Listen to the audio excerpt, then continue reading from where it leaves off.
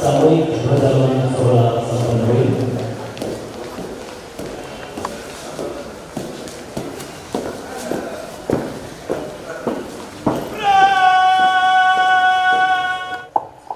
पवित्र शिक्षणाधिकारी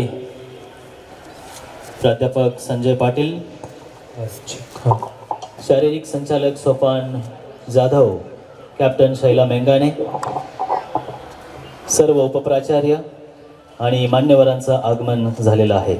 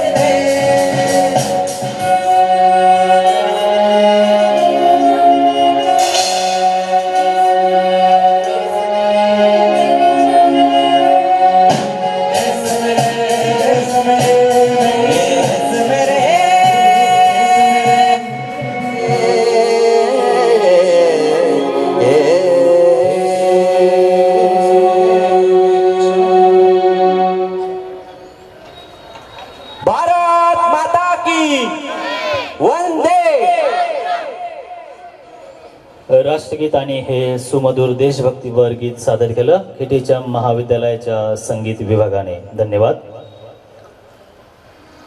भारतीय सीमेवर अत्यंत शौर्याने लढणाऱ्या अनेक इन्फंट्रीपैकी एक म्हणजेच मराठा लाईट इन्फंट्री आणि मराठा लाईट इन्फंट्रीच्या शौर्याचं आणि गौरवाचं प्रतीक म्हणजे त्यांची वार क्राय अर्थात शिवगर्जना.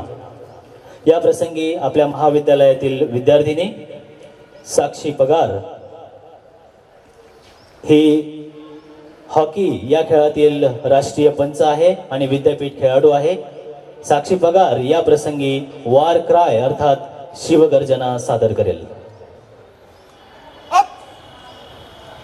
प्रौढ प्रताप पुरंदर क्षत्रिय कुलावतंस सिंहासनाधीश्वर मुघल संहारक भोसले कुलदीपक श्री श्री श्री श्रीमंत योगी धनवंत गुणवंत कीर्तिवंत सामर्थ्यवंत धर्मधुरंधर जिजाऊ सुपुत्र जाणता राजा दख्खनचा राजा सह्याद्रीचा छावा श्री श्री श्री छत्रपती शिवाजी महाराज की जय. छत्रपती शिवाजी महाराज की जय. छत्रपती शिवाजी महाराज की जय. भारत माता की जय. भारत माता की जय. भारत माता की जय. हे होतं मराठा लाईट इन्फंट्री भारताच्या सीमेवर लढणाऱ्या गौरवाचं हे प्रतीक आणि हे शिवगर्जना सादर केली साक्षी पगारीने. आता या प्रसंगी आपल्या महाविद्यालयाची 11वी सायन्सची विद्यार्थिनी लावण्या पृथ्वीराज विस्फुते ही आपली देशभक्तीपर अगदी थोडक्यात मनोगत व्यक्त करेल. लावण्या विस्फुते. हम अपने जान की दुश्मन को अपनी जान कहते हैं. हम अपने जान की दुश्मन को अपनी जान कहते हैं. मोहब्बत की इसी मिट्टी को हिंदुस्तान कहते हैं. जो दुनिया में सुनाई दे उसे कहते हैं खामोशी. सभा में उपस्थित सभी गणमान्य व्यक्ति, प्रधानाचार्य, अध्यापकगण और मेरे दोस्तों, मैं लावण्या विस्फुते आज देश प्रेम और राष्ट्र निर्माण के उपलक्ष्य पर अपने कुछ विचार आप सभी के सामने साझा करना चाहूंगी.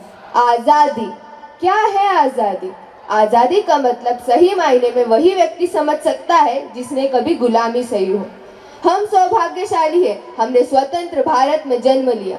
यूं तो आजादी की लौह 1857 में ही जल चुकी थी, जिसने मशाल बनकर 1947 में हमारे देश को आजाद कराया. यह आजादी हासिल करने के लिए लोग मर जाते थे, मिट जाते थे, फांसी पर चढ़ जाते थे. वो भी अपनी देशभक्ति साबित कर रहे होते थे, क्योंकि यही उस वक्त के देशभक्ति की कसौटी थी. उसके बाद 62, 65 और 71 के युद्धों में अपना सुहाग गवा देने वाली औरत जब घर के हालात यूं हो जाया करते थे कि प्यार भी भरपूर गया, मांग का सिंदूर गया, नन्हे नैनी हालों की लंगोटियां चली गई, छोटी छोटी बेटियों की चोटियां चली गई, बाप की कमाई गई, भाई की पढ़ाई गई. ऐसा एक विस्फोट हुआ, पता ही चला नहीं कब पूरे जिस्म की बोटियां चली गई. और आपके लिए तो एक आदमी मरा है साहब, किंतु मेरे घर की तो रोटियां चली गई, मेरे घर की तो रोटियां चली गई. ऐसे हालात पैदा हो जाने के बाद भी माँ अपने बेटे को सरहद पर दुश्मनों की धज्जा उड़ाने के लिए भेज देती थी और खत लिखकर भेजा करती थी.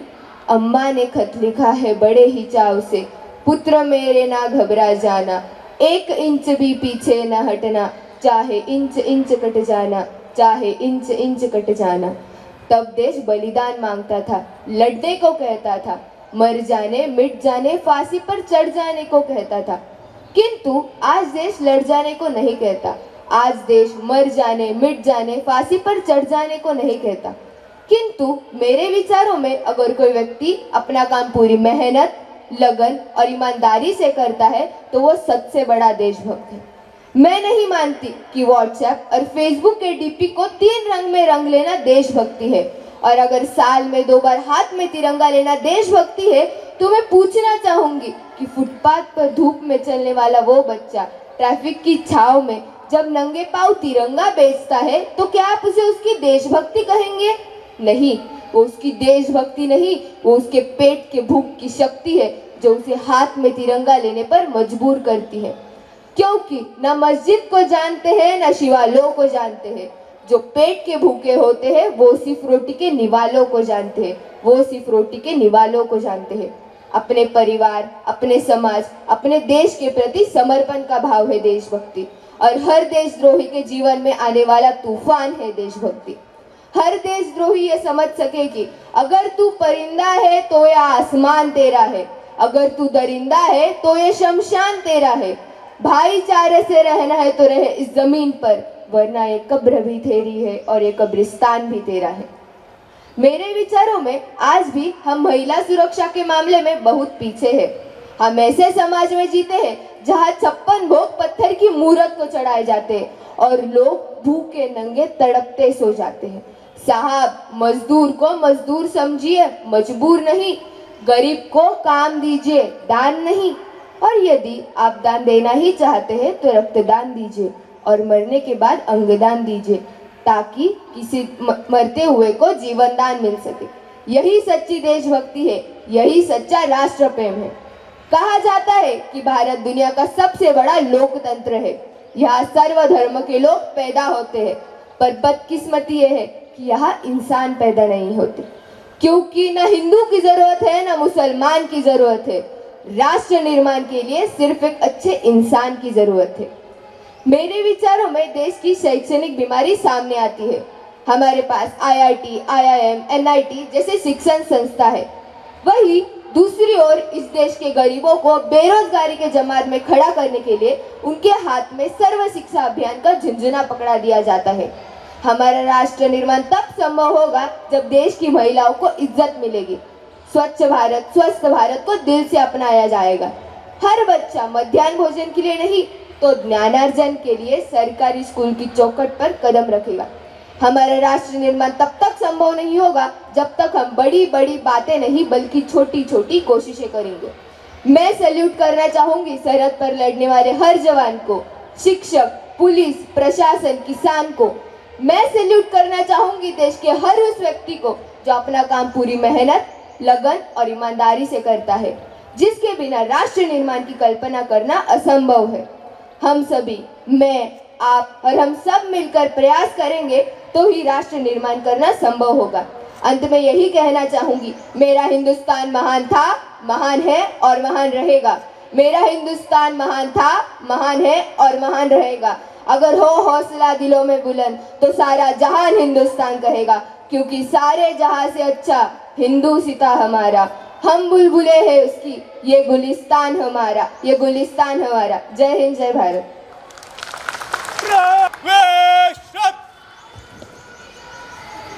उभरत्या भारताचं प्रतिनिधित्व करणाऱ्या या तरुण पिढीचं हे प्रतिबिंब एक हर हुन्नरी कलाकार असलेली लावण्य विस्फुते हिने स्वतः रेखाटलेलं एक प्रतिमा ही महाविद्यालयाला सप्रेम भेट देऊ इच्छिते। मी आदरणीय प्राचार्य सरांना विनंती करतो की आपण लावण्य विस्फुते हिने स्वतः रेखाटलेले प्रतिमा स्वीकारावी आणि महाविद्यालयास ती भेट म्हणून घ्यावी। लावण्य विस्फुते नवीन पिढीचं प्रतिनिधित्व करीत आहे।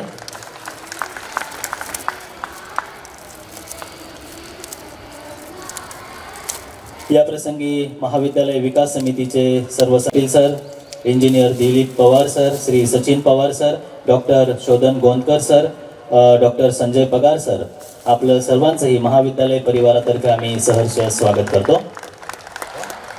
साक्षी पगार NCC गर्ल्स कॅडेटची ही छात्रा, TY-BCom ची विद्यार्थिनी। त्यानंतर SYBA ची विद्यार्थिनी रुचिता घुगे या छात्राला देखील माननीय मुख्यमंत्री शिष्यवृत्ती प्राप्त झालेली आहे। आदरणीय प्राचार्य सरांना विनंती की आपण तिला धनादेश द्यावा। NCC गर्लची पुढची छात्रा SYBCA ची विद्यार्थिनी गायत्री खैरनार या छात्राला देखील माननीय मुख्यमंत्री शिष्यवृत्ती प्राप्त झालेली आहे। गायत्री खैरनार। कामिनी देवरे ही TY-BSc ची विद्यार्थिनी आणि NCC गर्ल्सची छात्रा, याला देखील माननीय मुख्यमंत्री शिष्यवृत्ती प्राप्त झालेली आहे। कामिनी देवरे NCC च्या माननीय मुख्यमंत्री शिष्यवृत्ती प्राप्त झालेली आहे। सर्वात शेवटी ममता गुप्ता ही TY-BSc ची विद्यार्थिनी आणि NCC ची छात्रा, हिलाही माननीय मुख्यमंत्री शिष्यवृत्ती प्राप्त झालेली आहे। दरवर्षी रोवला जातो, ह्याही वर्षी एक प्रसंग घडलेला आहे। NCC गर्लची छात्रा किरण ढोले या छात्राची प्रजासत्ताक दिन परेडच्या प्री कॅट 4 साठी निवड झालेली आहे। नाशिक जिल्ह्यातून एकमेव NCC छात्राची ही निवड आहे। किरण ढोले प्रजासत्ताक दिन परेडच्या प्री कॅट 4 कॅम्पसाठी या विद्यार्थिनीची निवड झाली, त्याबद्दल तिचा हा सत्कार। यानंतर राष्ट्रीय सेवा योजना कनिष्ठ महाविद्यालयीन विभाग, कनिष्ठ महाविद्यालयीन राष्ट्रीय सेवा योजनेच्या 3 दिवसीय राज्यस्तरीय शिबिरासाठी जी निवड झाली, नाशिक जिल्ह्यातून एकमेव स्वयंविद्यालयीन विभाग. राज्यस्तरीय आव्हान शिबिरासाठी निवड झालेला स्वयंसेवक निशांत मोरे, TYBSCचा हा विद्यार्थी आणि KTHM वरिष्ठ महाविद्यालयातील NSSचा स्वयंसेवक निशांत मोरे. आव्हान कॅम्पसाठी, राज्यस्तरीय आव्हान शिबिरासाठी या स्वयंसेवकाची निवड झालेली आहे. यानंतर अश्विनी कानकाटे ही SY BCom मध्ये शिकणारी विद्यार्थिनी, राष्ट्रीय सेवा योजनाची स्वयंसेविका, हिचं देखील राज्यस्तरीय आव्हान शिबिरासाठी निवड झाली. समाधान बोरसे हा TYBAचा विद्यार्थी आणि NSSचा व्हॉलेंटियर, याचं देखील राज्यस्तरीय आव्हान शिबिरामध्ये निवड झालेली आहे. त्याचप्रमाणे राज्यस्तरीय आळंदी ते पंढरपूर या पायी दिंडीमध्ये उत्स्फूर्त सहभाग या स्वयंसेवकाने घेतलेला आहे. यानंतर कोमल कन्हेरकर ही SYBAची विद्यार्थिनी आणि NSSची व्हॉलेंटियर, हिचं देखील राज्यस्तरीय आव्हान शिबिरामध्ये निवड झालेली आहे. कोमल कन्हेरकर पंढरपूर या पायीवारीमध्ये सहभाग घेतलेला. यांना डॉक्टर अशोक येवले, उत्तम जाधव आणि श्रीमती छाया लपडे यांचे मार्गदर्शन लाभलेले आहे. KTHM महाविद्यालयाचे सन्माननीय प्राचार्य डॉक्टर BB गायकवाड सर यांना आपले शुभेच्छापर मनोगत व्यक्त करण्याची विनंती करतो. आदरणीय प्राचार्य सर.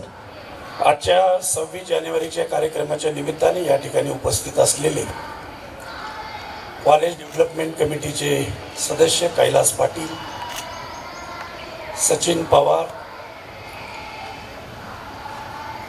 संजय पगार, शोधन गोंदकर आणि दुसरे एक पवार सर, आपल्या संस्थेचे शिक्षणाधिकारी डॉक्टर नितीन जाधव, प्राध्यापक संजय पाटील, या ठिकाणी उपस्थित असलेले सर्व उपप्राचार्य, कनिष्ठ महाविद्यालयाचे सर्व विभाग प्रमुख, समोर उपस्थित सर्व प्राध्यापक, शिक्षकेतर सेवक, विद्यार्थी बंधू आणि भगिनींनो,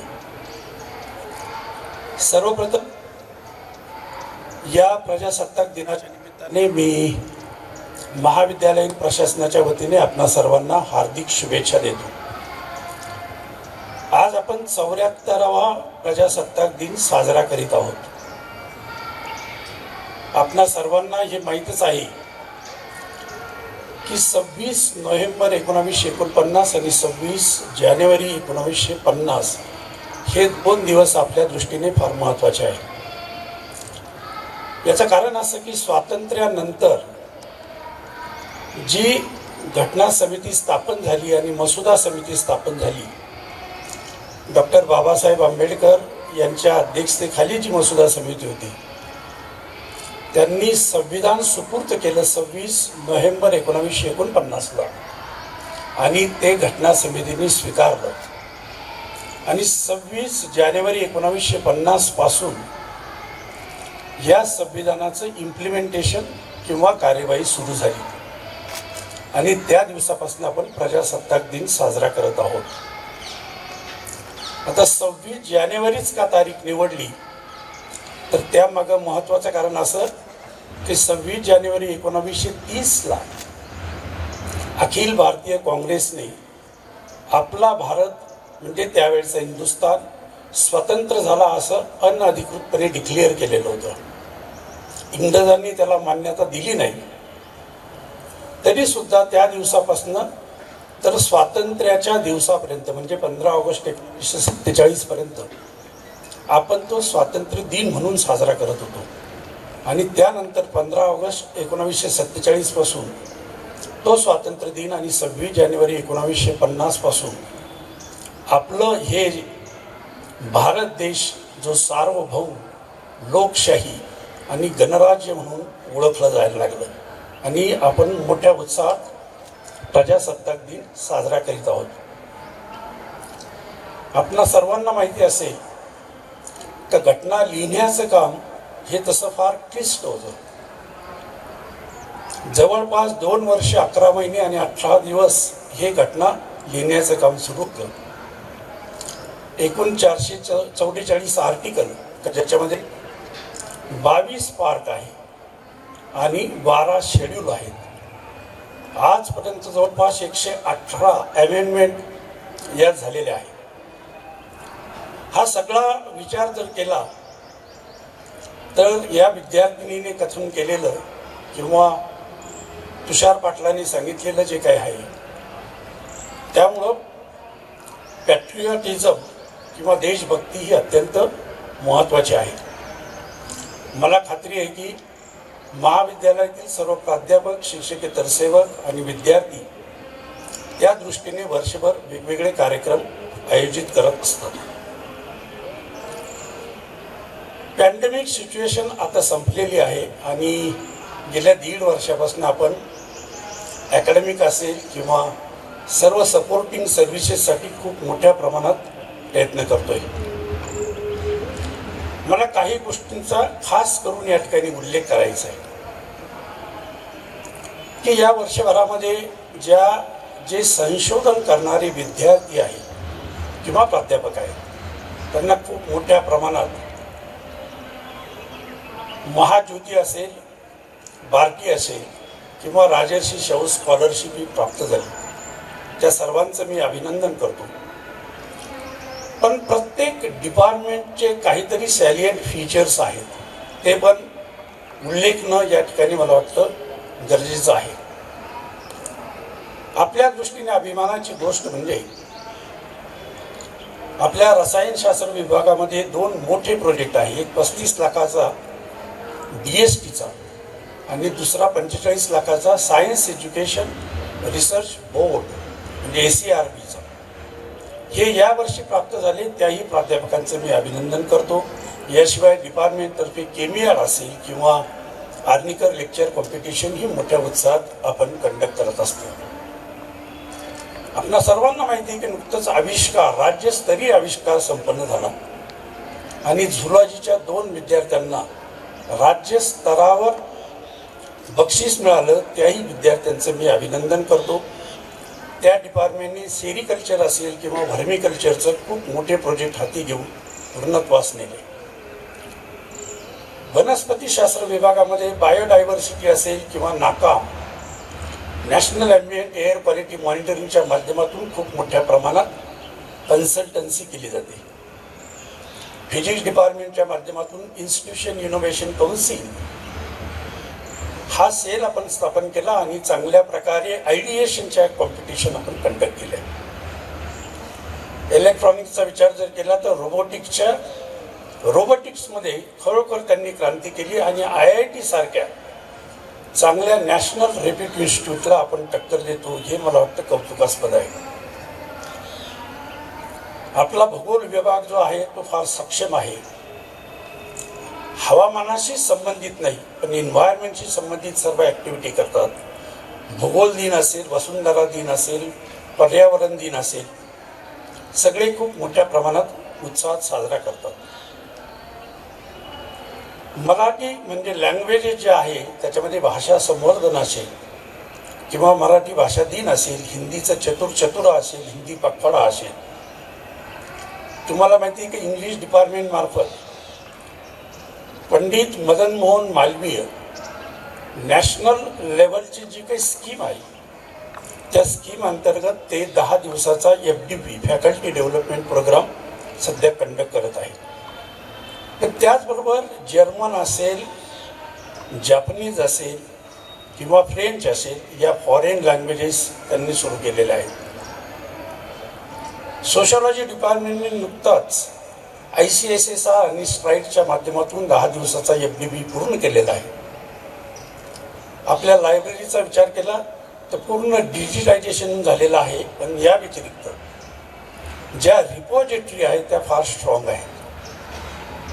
हिस्ट्रीचा विचार केला तर सर्व कॉम्पिटेटिव्ह एक्झाम ते कंडक्ट करतात. पण त्याचबरोबर ट्रॅव्हल अँड टुरिझम असेल, मोडी लिपी असेल किंवा ब्राह्मो लिपी असेल याचे चांगल्या प्रकारे ते कोर्स कंडक्ट करत असतात. इकॉनॉमिक्स डिपार्टमेंटने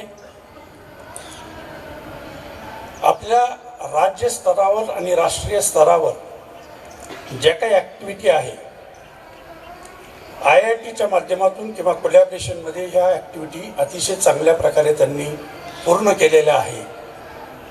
ज्याला आपण उन्नत भारत अभियान आणि उन्नत महाराष्ट्र अभियान असं म्हणतो.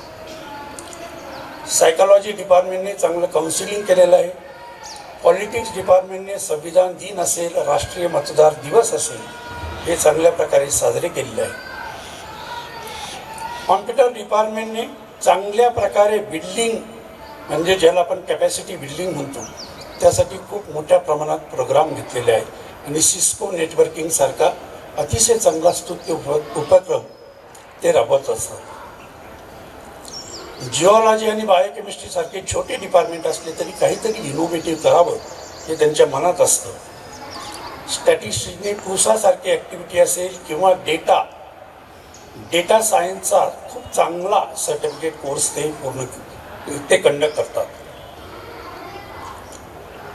एन्व्हायरमेंट सायन्समध्ये आपण सध्या नॅशनल लेवलची जी एक इन्स्टिट्यूट आहे किंवा ज्याला NGO म्हणूया आपण, त्यांच्या माध्यमातून एज्युकेशनला रिलेटेड जे काही वेगवेगळे क्रायटेरिया आहे ज्याला ऑडिट म्हणतो किंवा एन्व्हायरमेंट ऑडिट आणि ग्रीन ऑडिटसाठी प्रयत्न करतात आणि त्या डिपार्टमेंटच्या माध्यमातून आपण वेगवेगळ्या कन्सल्टन्सी मार्फत चांगल्या प्रकारे महाविद्यालयाला मदत करतो.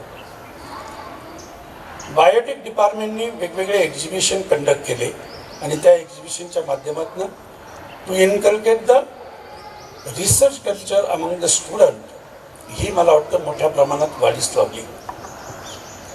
मायक्रोबायोलॉजी डिपार्टमेंटने स्लाईडच्या अंतर्गत न्यूट्रिशनला रिलेटेड असा एक अनोखा असा एक कोर्स सुरू केला, त्यामुळे निश्चितच विद्यार्थ्यांना फायदा होईल. मॅथमॅटिक्स डिपार्टमेंटला भास्कराचार्य प्रतिष्ठानच्या माध्यमातून आपण बऱ्याच एक्झाम कंडक्ट करतो आणि त्यात त्यांचं कॉन्ट्रीब्युशन हे खरोखर वाखाणण्यासारखं आहे. कॉमर्स आणि BBA CSR म्हणजे कॉर्पोरेट सोशल रिस्पॉन्सिबिलिटीच्या अंतर्गत फक्त टॅलीच नाही पण त्याच्या पलीकडे जाऊन त्यांनी कोर्स कंडक्ट केले आणि विद्यार्थ्यांना फायदा करून दिलेला आहे. ॲनिमेशन हे छोटं डिपार्टमेंट असलं तरी व्हिडिओ प्रोडक्शनच्या माध्यमातून खूप मोठ्या प्रमाणात आपण कन्सल्टन्सी उभी केलेली आहे. इंटेरियर डिझाईन आणि प्रिंटिंग टेक्नॉलॉजी यांनी खूप मोठ्या प्रमाणात स्कॉलरशिप मिळवली, प्रत्येक विद्यार्थ्याला स्वयंपूर्ण केलं, पण त्याचबरोबर चांगल्या प्रकारे प्लेसमेंटसुद्धा त्यांनी केलेली आहे. त्यांनी ही कन्सल्टन्सीच्या द्वारे महाविद्यालयाला निधी उपलब्ध करून दिलेला आहे. म्युझिक असेल, ड्रॅमॅटिक असेल किंवा इतर जे बॅचलर ऑफ व्होकेशनल कोर्सेस आहे यांनी सुद्धा खूप मोठ्या प्रमाणात मदत केलेली आहे. ज्यावेळेस आपल्याला कल्चरलमध्ये जनरल चॅम्पियनशिप मिळाली पुणे विद्यापीठाची, त्यावेळेस या सर्व डिपार्टमेंटचा हातभार फार मोठ्या प्रमाणात राहिलेला आहे. मित्रांनो, खरं तर ज्याप्रमाणे सिनियर कॉलेजचे लोक कॉन्ट्रीब्युशन देतात तसं ज्युनियर कॉलेजमध्ये सिन्सिअरिटी, पंक्च्युअलिटी ही फार चांगली पाळली जाते. आपण बघितलं की स्टेट आणि नॅशनल लेवलला त्यांनी बरेच पुरस्कार मिळवलेले आहेत. त्याबद्दल मी सर्व प्राध्यापकांचे अभिनंदन करतो.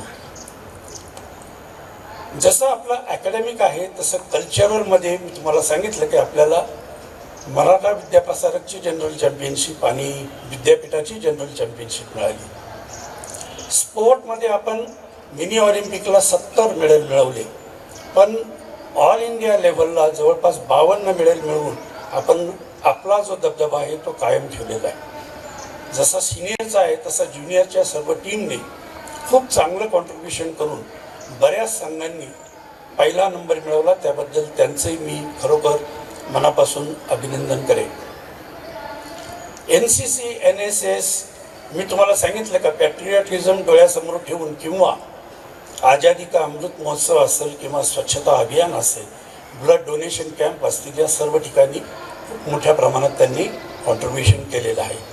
त्यामुळे या सर्वांचं मी पुन्हा एकदा अभिनंदन करतो. मला माहिती आहे की माझा हा शेवटचा प्रजासत्ताक दिन आहे आणि जर थोडा मागोवा घेतला तर 2002 पासून ज्या वेगवेगळ्या स्कीम आपल्याला मिळाल्या किंवा आपल्या 3 नॅकचं जर पर्व बघितलं तर त्यामध्ये संस्था असेल, शिक्षक असतील, शिक्षकेतर सेवक असतील आणि विद्यार्थी यांनी खूप मोठ्या प्रमाणात कॉन्ट्रीब्युशन दिलं. त्याचाच परिपाक म्हणून आपण हायेस्ट ग्रेड आपल्या महाविद्यालयाला मिळवून दिली. मित्रांनो, ग्रेड मिळवणं सोपं, पण ग्रेड टिकवणं किंवा सस्टेन करणं हे आपल्यापुढं खरं तर चॅलेंज आहे. पण आपल्यापुढं दुसरंही चॅलेंज आहे, ते म्हणजे नॅशनल एज्युकेशन पॉलिसी. सॅलियंट फीचर बघताना 3 वर्षाचा ग्रॅज्युएट कोर्स किंवा 4 वर्षाचा जो ऑनर्स कोर्स असेल किंवा रिसर्च कोर्स असेल याची माहिती आपल्याला करून घ्यावा लागेल. आत्तापर्यंत आपण डिसिप्लिन स्पेसिफिक सब्जेक्टलाच फक्त बांधील होतो, पण आता डिसिप्लिन स्पेसिफिक इलेक्टिव्ह असतील, जेनरिक इलेक्टिव्ह असतील, ॲबिलिटी एन्हान्समेंट कोर्स असतील, स्किल बेस्ड कोर्स असतील, या सगळ्यांचा आपल्याला खूप मोठ्या प्रमाणात अभ्यास करावा लागणार आहे. मला खात्री आहे की आपण सर्वजण आजपर्यंत जशी सर्व प्राचार्यांना साथ दिली आहे तशी भविष्यामध्ये सर्व म्हणजे येणारे जे काही आव्हानं असतील त्याला निश्चितपणे आपण साथ द्याल आणि खंबीरपणे तयार राहाल अशी मला निश्चितपणे खात्री आहे. आज या निमित्ताने 26 जानेवारीच्या निमित्ताने पुन्हा एकदा आपल्याकडे आलेल्या पाहुण्यांचं, सर्व प्राध्यापक, शिक्षकेतर सेवक आणि विद्यार्थ्यांना मी प्रशासनाच्या वतीने खूप खूप शुभेच्छा देतो. Thank you so much. धन्यवाद सर. पुढील सूत्र senior command officer Rohit Shewale.